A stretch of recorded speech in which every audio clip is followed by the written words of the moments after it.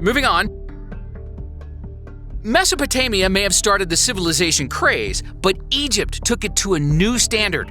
Egypt depended on one great river, the Nile, and developed a civilization that lasted over 3,000 years.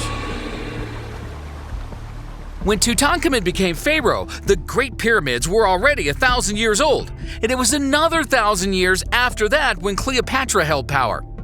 Egyptologists invented an ingenious system to classify the different periods of Egyptian rule. There's the Old Kingdom, Middle Kingdom, the New Kingdom, and the Later Kingdom. How did they think of that? Interestingly, artistic styles never changed much over 3,000 years. The best artist was probably the one who could most closely copy the classic style of the past. What was good enough for Khufu was good enough for Ramses.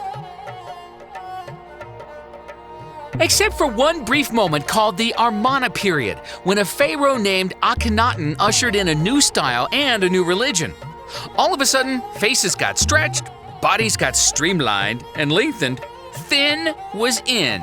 But when Akhenaten passed away, Egypt quickly reverted back to the old familiar ways. That doesn't mean Egyptians weren't creative. Just look at their pantheon of gods. They imagined jackal-headed gods and hawk-headed gods, lion-headed goddesses, rawr, hippo-headed goddesses, oh my, crocodile-headed gods, and ibis-headed gods, cat-headed gods, and, well, you get the picture. Of course, the pharaohs themselves were considered the living gods. Pharaohs were portrayed according to specific rules that emphasized their perfect, unchanging nature.